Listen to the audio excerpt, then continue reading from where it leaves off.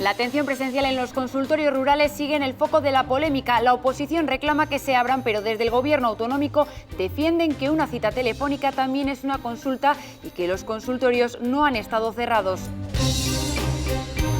Las Cortes votan a favor de pedir al Estado que no suba el IVA en las bebidas azucaradas para así proteger al sector remolachero. El de Castilla y León produce el 70% del azúcar de todo el país.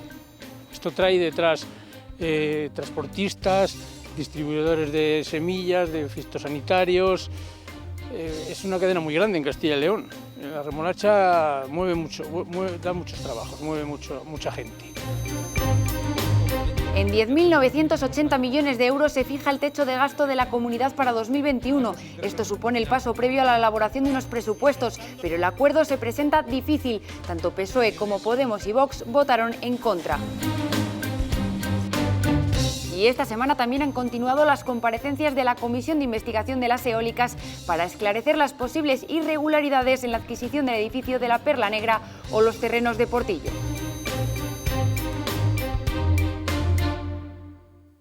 ¿Qué tal? ¿Cómo están? Es la última medida del Gobierno regional para intentar contener el incremento de casos de coronavirus. Así están todos los establecimientos hosteleros y los centros comerciales cerrados al público para reducir los encuentros sociales, que es donde se está produciendo el mayor número de brotes. La medida la anunciaba el presidente de la Junta el martes en una declaración institucional sin informar a los portavoces parlamentarios, que aunque la comparten, reclamaron más interlocución con ellos.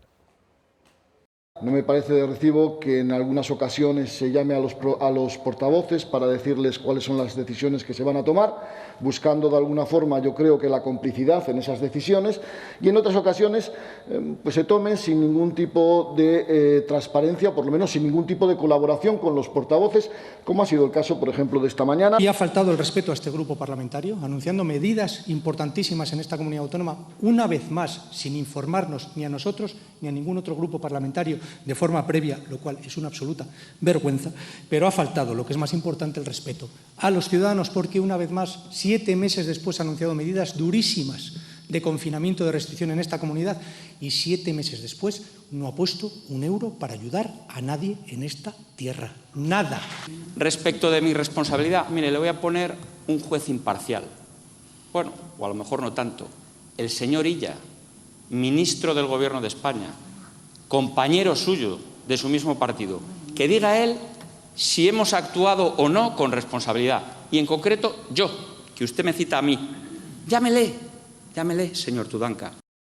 La Junta defiende que ha llegado a un acuerdo con patronal y sindicatos para la creación de un plan de choque por el empleo que atienda a los sectores más perjudicados como el hostelero. Precisamente el drama de la hostelería se reflejaba en la intervención de la Procuradora de Ciudadanos, Alba Bermejo, que incluso llegaba a las lágrimas y pedía al PSOE más consensos. Háganlo por los castellanos y leoneses que lo están pasando mal, por los empresarios que no van a poder levantar la reja, como por ejemplo yo, o por los jóvenes que cada vez quedan menos en esta tierra, que se quieren marchar de esta comunidad. La comprendo, la comprendemos y nos ponemos en su lugar y en el lugar de todos aquellos que están sufriendo, no solo a nivel sanitario, sino, como ha dicho nuestra consejera de Sanidad, sino también a nivel económico. En materia sanitaria, la oposición reprochaba al Gobierno que no se haya avanzado en la presencialidad de la atención en los consultorios rurales y recordaba las consecuencias que ha tenido esto. El presidente insistía en que una consulta telefónica también es una consulta. Usted ahora insúlteme, si quiere. Acúseme de utilizar a los muertos, si quiere. Me da igual, pero rectifique, recapacite, porque no podemos permitirnos más dramas. Ustedes tienen que recuperar la atención presencial en la sanidad pública de Castilla y León, ya, sin excusas. Por favor, responda a esta pregunta. En los últimos días hemos visto casos terroríficos de conciudadanos que están falleciendo sin que ni siquiera les llegue a ver un médico. Le leo noticias de la prensa de estos días. Fallece de un cáncer con metástasis una palentina de 54 años tras 6 meses esperando una cita presencial. Barcones, el pueblo de Soria sin cobertura ni línea fija en el que se ha impuesto la consulta telefónica. Pero a usted no se le cae la cara de vergüenza. Esta decisión no es un capricho. Esta decisión es para evitar que haya contagios en las salas de espera donde se producen situaciones de esta naturaleza. Esta decisión la hemos tomado conscientemente para salvar vidas. Ha habido brotes en centros sanitarios. Ha habido fallecidos por contagios en centros sanitarios. Y usted lo sabe. Misma semana en la que la consejera de Sanidad, Verónica Casado, comparecía para explicar las actuaciones que se están realizando y aseguraba que la diferencia en esta segunda ola es que se está compatibilizando la atención COVID con la no COVID. Sanidad se enfrenta a un mes de noviembre que puede ser terrible. La duración puede ser larga. Puede ser un mes de noviembre terrible. La consejera explicó que se trabaja para que el daño sea el menor posible porque la situación de transmisión ya es elevada. Vamos a tener fallecidos, vamos a tener personas enfermas, vamos a tener tanto directamente como indirectamente y vamos a tener un impacto social y económico muy grave. Y alertó de la sensación que le están transmitiendo muchos profesionales. Hemos perdido el miedo al virus y esto es muy peligroso, porque el virus sigue siendo muy peligroso, altamente infectivo. Al Gobierno central volvió a pedirle criterios comunes y una herramienta jurídica por si el confinamiento domiciliario fuera necesario, aunque tuvo también palabras de reconocimiento al ministro de Sanidad. Mantenemos una relación muy fluida y no creo que sea solo conmigo. Yo tengo la sensación que es su manera habitual de trabajar. Es muy raro el día en el que no llama por teléfono y pregunta cómo vais, necesitáis algo. O sea, lo cierto es que la colaboración siempre ha sido extraordinaria. Las diferencias con la primera ola, que ya no hay falta de material, el stock de hecho es de 243 millones de unidades y aunque la situación en hospitales es ya como la de marzo, la apuesta ahora es no parar la actividad no COVID. Está ahí el infarto, está ahí el ictus, están ahí los cánceres y por lo tanto tenemos que intentar mantener el sistema lo más posible. Comprende el cansancio de todos. Estamos todos hartos, todos, absolutamente todos. Yo creo que si les preguntara a todos ustedes, estoy segura que ninguno de ustedes me va a decir que no está harto del coronavirus. Estamos todos cansados, hay fatiga por este tema, pero tenemos que mantener la esperanza. Pero remarca que es clave sumar y no restar en este momento. Que claro que va a haber problemas, claro que va a haber problemas, claro que se van a cometer errores, claro que sí. Pero podemos hacer dos cosas. Una, intentar colaborar y ayudar diciendo, oye, está pasando esto, ¿qué podemos hacer? ¿Os podemos ayudar? ¿Cómo podemos colaborar en esto? O como perros de presa, intentar buscar dónde está el fallo. Y lo va a ver, o sea, ya les digo yo que lo va a ver. Los grupos le pidieron que cuente con los veterinarios y farmacéuticos, que no se descuiden otras enfermedades y se utilice a la sanidad privada para no saturar el sistema. UPL se preguntó por qué, con tantas medidas restrictivas, seguimos siendo de las comunidades más golpeadas. Hola, Yami. Sí, pásamela. El PSOE defendía al día siguiente una proposición no de ley para aprobar un plan de contingencia frente al coronavirus, haciendo hincapié en la contratación de profesionales más rastreadores para reducir el tiempo de reacción y llegar a todas las patologías no COVID. Una proposición que PP y Ciudadanos rechazaron calificándola de demagógica. Porque el verdadero fracaso ha estado en la contratación de profesionales para el refuerzo de la atención primaria. Han sido insuficientes. Apenas han cubierto las bajas provocadas por el COVID. Fracaso en la actividad de rastreo. Nuevamente han escatimado en la contratación de profesionales cuando más necesarios eran, cuando habíamos conseguido doblegar la curva de contagio. Y para compensarlo han descargado esta tarea sobre los equipos de atención primaria, por si no estaban ya suficientes sobrecargados. Suerte de los rastreadores del Ejército. Ya se han realizado estas contrataciones para atender la enorme sobrecarga de llamadas que tiene el sistema. Los profesionales veterinarios y farmacéuticos ya ejercen un importante papel en la lucha contra el virus. Hemos contratado muchos más rastreadores que los que indicaban los estándares del Ministerio de Sanidad. ¿Cómo tienen la osadía de hablar de falta de compromiso de la Junta de Castilla y León con la sanidad, cuando desde el año 2008 se ha aumentado el gasto sanitario en nuestra comunidad más de un 20%? Además de osadía, desvergüenza, porque allí donde los socialistas gobiernan el gasto no solo no ha aumentado, sino que no ha hecho más que disminuir. Y unanimidad en este caso de los grupos para reorganizar los desfibriladores que hay en la comunidad y para que al menos haya uno en espacios públicos cada 30 minutos. En la comunidad actualmente hay un desfibrilador por cada 3.050 habitantes. En total son 700, pero en comunidades como Madrid tienen uno por cada 750 habitantes. El portavoz de Por Ávila, que se ofreció a dar un curso de rehabilitación cardiopulmonar a todos los procuradores, insistió en que lo excepcional sería llegar a uno por cada 1.000 habitantes. En España se producen cada año unas 40.000 paradas cardíacas y el ritmo de parada cardíaca, que se llama fibrilación ventricular, es una arritmia, es el responsable del 85% de esas paradas cardiorrespiratorias.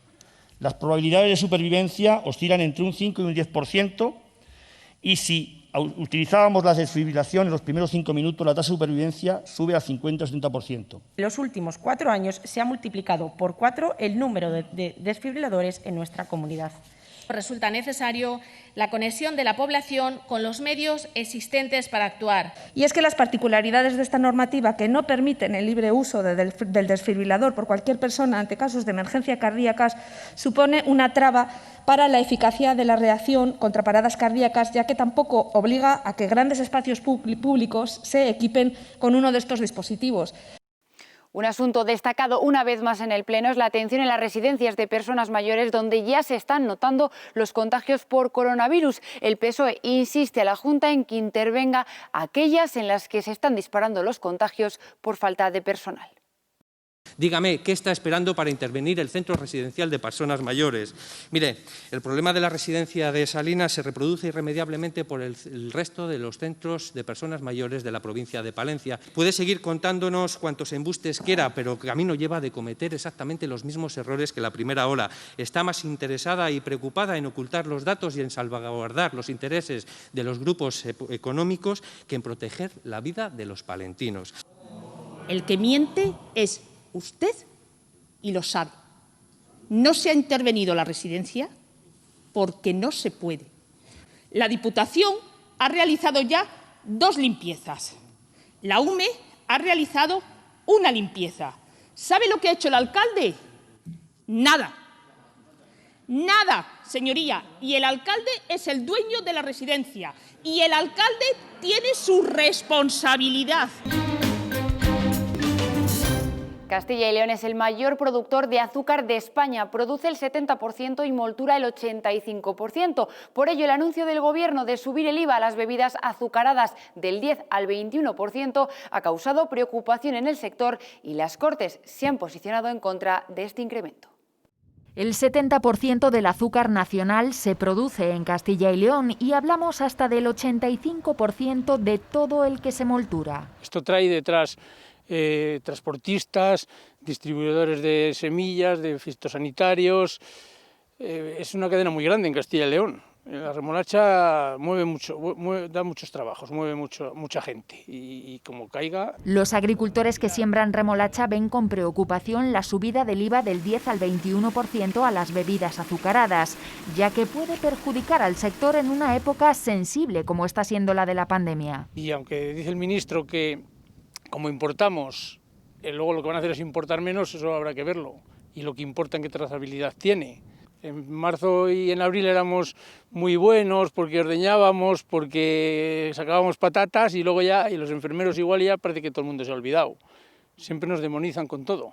E incluso creen que esto podría provocar una desbandada a otros cultivos y traer otros problemas. Si gente de la remolacha se va a la patata, como ha pasado con muchos de los que se han abandonado estos años, la mayoría se han ido a patata, pues luego hay excedente de patata y es otro problema por otro lado, añadido. La intención del Gobierno de subir este impuesto llegaba a las Cortes, un debate que ya se había producido justo hace 4 años, cuando en 2016 todos los grupos, salvo Ciudadanos, se oponían a esta medida que en aquel momento quería poner el ministro Montoro. Nosotros nos portamos de la misma manera con Montoro que con Montero, con Rajoy que con Sánchez, somos coherentes y siempre mantendremos por encima de nuestra ideología política un compromiso inequívoco con el campo y con el sector remolachero. Los socialistas también votaban en contra de esta subida por coherencia con la postura tomada hace 4 años, pero recuerdan que no afecta a todo el azúcar. Solamente el 10% de la producción de Castilla y León va a bebidas azucaradas. Y si hacemos caso a Urcacil, lo suben hasta el 20%. Esto quiere decir que entre el 80 y el 90% de nuestra producción no le afectaría la subida del IVA. El portavoz del PSOE también recordó que solo se verán afectadas las bebidas azucaradas en los comercios y no en los bares. El grupo mixto cuestiona la recaudación que vaya a conseguir. El IVA a las bebidas azucaradas, así como el impuesto a los envases de plástico, repercutirá con un impacto de 800 millones de euros que serán recaudados en su inmensa mayoría por la clase media y trabajadora. Un impuesto como este que tendría un pequeño impacto recaudatorio y un impacto inmenso en la reducción del consumo que incidirá de forma grave sobre el sector y conllevaría una importante pérdida de empleo. Ambos defendían la necesidad de incorporar en la educación una mejor cultura alimentaria, postura que también compartía Ciudadanos, que criticaba que en la última campaña del Ministerio se compare el tabaco con el azúcar. El azúcar no es equiparable al tabaco. No, señorías, el tabaco siempre es malo. No creemos que demonizar a un sector tan importante para nuestra comunidad como el azucarero sea la mejor manera de perseguir objetivos saludables, pues como he expuesto, el azúcar no es mala. Sí lo es su consumo desproporcionado. Para nosotros, la campaña antiazúcar del Ministerio de Consumo, el azúcar mata, es como mínimo poco afortunada. Nosotros proponemos que se hagan unas campañas de consumo responsable. Sobre esta equiparación, los expertos coinciden en que no es adecuada. Decir algo tan tajante como el azúcar mata puede dar confusión y ser una forma simplista de avisar de que tenemos que tener cuidado con el consumo de azúcar. La OMS recomienda un consumo máximo de 25 gramos de azúcar al día y los españoles de media ingerimos 71, casi el triple. Medidas parecidas a estas ya se han abordado en otros países. Medidas similares, por ejemplo en México, han funcionado y sí que la población ha reducido el consumo de bebidas azucaradas. Sin embargo, aunque reduzcan el consumo de bebidas azucaradas, no se está viendo grandes bajadas de sobrepeso o obesidad. Por ello dicen que solo un impuesto no resulta efectivo si no se cuida la alimentación en general y se tiene conciencia de todos los alimentos que lo llevan. En vez de invertir más en hacer políticas para poner impuestos, sería conveniente, sobre todo, hacer muy buena promoción de la salud, darle mucha importancia a la educación alimentaria y explicar al consumidor el problema que tenemos con el azúcar y cómo mejorar su alimentación. Además, los etiquetados no siempre son claros. La industria esquiva las cantidades de azúcar en ocasiones con otros componentes similares menos conocidos. Y el anuncio de otro impuesto, en este caso al diésel, que está contemplado en el proyecto de presupuestos, preocupa a conductores habituales como pequeños transportistas que están fuera de la unificación del gasóleo profesional. Las Cortes hablaban sobre el impulso al vehículo eléctrico, pero también debatían sobre el incremento del precio de este combustible. La subida del diésel igualaría el tipo de gravamen de otros combustibles como la gasolina. En la aprobación de esta medida cabe un objetivo medioambiental, pero también recaudatorio para superar la crisis. Política contraria a la que están realizando varios países de Europa y que esta semana cuestionaba el Banco de España, así como otros expertos. En estos momentos todo lo que no se toque es mucho mejor, sobre todo hasta el 2022, que es lo que realmente ha hecho el resto de Europa, ¿no? Hasta el 2022 están intentando mantener todo el sistema, incluso beneficiar al ciudadano. El consumidor es el que realmente es el motor de la economía, lo decimos siempre, es el que inyecta dinero a las empresas comprando sus productos, que a su vez la empresa mantiene el empleo. Los populares también pedían en el hemiciclo que no se aumente la fiscalidad. No es el momento de incrementar la fiscalidad, y menos en nuestro país. Pedimos que se queden las cosas como están. Pedimos que no es el momento de hacer experimentos. Pedimos que no se suba, en este caso, el impuesto de matriculación. Estamos profundamente preocupados por la deriva en materia impositiva del Gobierno de la Nación hacia este sector y las familias de nuestro país. Precisamente era Ciudadanos quien añadía una enmienda para pedir al Gobierno que se retire la idea del impuesto al diésel, y los populares criticaban que esta subida afectaría a las clases trabajadoras. El diésel lo conducen los ricos. Yo no conozco ni un solo Ferrari que vaya a diésel.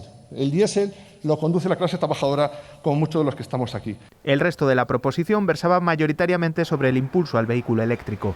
El PSOE criticaba a la Junta por falta de compromiso. De la preocupación que dicen ustedes tener por el sector del automóvil de Castilla y León, pero la verdad es que a ninguno de ustedes les veo conducir automóviles fabricados en Castilla y León. Y por la ausencia de puntos de recarga. 56 puntos de carga lenta y 34 semirrápida en edificios de la Junta de Castilla y León. 0 propuestas de puntos de recarga en el medio rural. Vox consideraba que en plena crisis no es el momento de bonificar solo al eléctrico y pide que las ayudas sean para todo tipo de vehículos. Pensamos que aunque las medidas presentadas en esta PNL son buenas, consideramos que no son al menos dudamos que sean para este momento de crisis social y económica. El objetivo de la Unión Europea es que en 2040 la mayoría de los vehículos sean eléctricos y en 2050 se consiga el objetivo de cero emisiones. Esto se va a dilatar, no se va a cumplir lo de la Unión Europea en el 2040 y en el 2050 porque el coronavirus ha trastocado absolutamente todo. Cuando existe una inestabilidad económica e incertidumbre, en este caso de la salud y económica, y además te están incrementando impuestos, por tanto te están quitando la capacidad del poder adquisitivo en un momento determinado,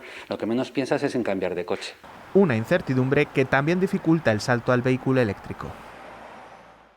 Y entre fuertes críticas por parte de algunos partidos de la oposición, especialmente desde el PSOE, PP y Ciudadanos lograban que se aprobara en las Cortes el techo de gasto para los próximos presupuestos de la comunidad.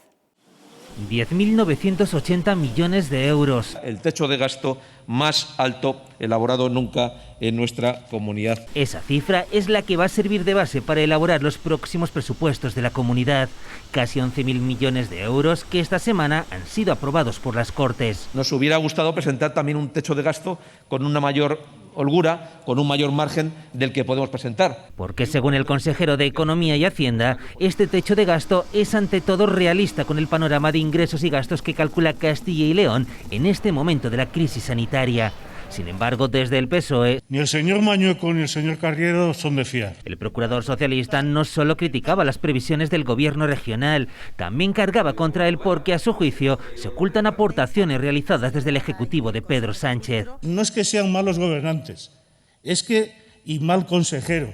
Es que son malas personas. Ataques que se repitieron durante buena parte de esta intervención. Para los ricos de verdad, ustedes no son sus amigos, ustedes son unos pringaos. No hay nada más tonto que un obrero de derechas, pero mirándoles a ustedes empiezo a tener mis dudas. Jamás pensé que tenía que ver una actuación como la que he visto en la mañana de hoy.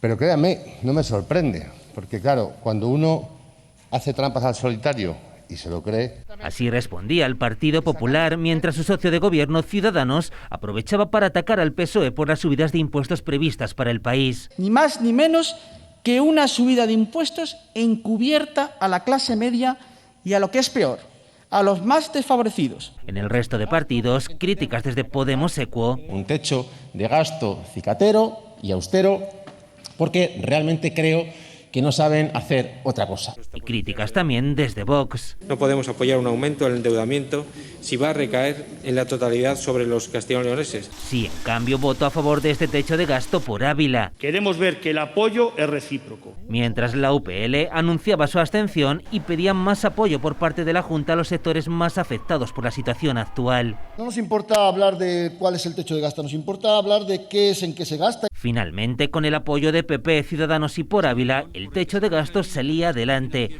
PSOE, Podemos y Vox votaban en contra. Don Carlos Fernández Herrera, ¿juráis o prometéis acatar la Constitución y el Estatuto de Autonomía de Castilla y León? Sí, prometo.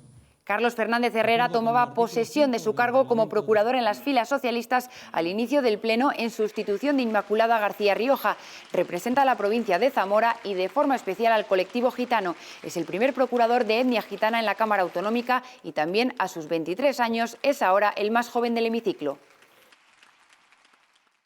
Y continúan los trabajos sobre la comisión de investigación de la trama eólica. Uno de los últimos en comparecer ha sido Francisco Esgueva, socio de la empresa Industrias San Cayetano y actualmente imputado por presuntas irregularidades en el parque empresarial de Portillo. Esgueva apenas respondió a las preguntas de los procuradores y aseguró que su participación en el negocio eólico fue breve.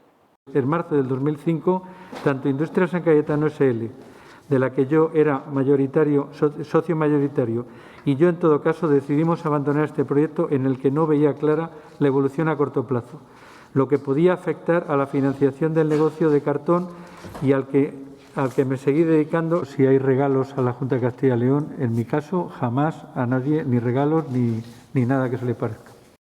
Inmerso también en un procedimiento judicial, el empresario y exalto cargo de la Junta, Andrés Martín de Paz, tampoco contestaba a los grupos. No obstante, en su breve intervención inicial defendía la transparencia de su proyecto eólico con Iberdrola y negaba cualquier relación con el principal imputado de la trama, con el ex viceconsejero Rafael Delgado. Todas las operaciones realizadas con Iberdrola se hicieron con la mayor transparencia y que desde el mes de marzo del año 2003 me desvinculé absolutamente de la actividad política y nunca, a partir de entonces, mantuve relación con el citado viceconsejero, con quien solo había cruzado algún esporádico saludo, por lo que no parece lógico imputarme ninguna actuación concertada en el periodo de tiempo en que había abandonado la actividad política. Una interpelación socialista volvía a poner el problema de la violencia de género encima de la mesa. El PSOE critica a la consejería por no adoptar nuevas medidas durante la pandemia y también le pide que sea más autocrítica con la gestión. que no se haya realizado ninguna actuación más allá de las que ya existían para proteger a las víctimas de violencia de género en esta crisis sanitaria que estamos viviendo. 1.520 denunciados y tan solo 47 maltratadores se acogieron a este programa en el año 2019. Habrá que hacer más, pero es un punto de partida. Es un punto de partida para que los hombres reconozcan también esa violencia de género, señoría. Es necesario, señora Blanco, que se habiliten líneas de trabajo que aborden la sensibilización y educación en la violencia de género e igualdad dirigidos a niños, adolescentes y hombres adultos con el fin de prevenir las violencias dirigidas hacia la mujer. Seguiremos incrementando las campañas de sensibilización dirigidas a los más jóvenes y también dirigidos al mundo rural, porque nos estamos dando cuenta que ahora mismo son los dos extremos de la población que más afectados se están viendo por esa violencia de género. Su trabajo está a años luz de ser digno de alabar, más bien todo lo contrario. Y el presidente de las Cortes, Luis Fuentes, recibía esta semana al presidente de la Federación de Asociaciones de Familiares de Enfermos de Alzheimer de Castilla y León. Domingo Aceves exponía las necesidades y dificultades de estos enfermos ante la pandemia y solicitaba, junto a otros 3 miembros de la directiva, la petición de reconocer a los enfermos de Alzheimer como personas dependientes, al ser una patología que afecta tanto a enfermos como a sus cuidadores. Con estas imágenes nos despedimos con más actualidad política hasta la semana que viene. Cuídense.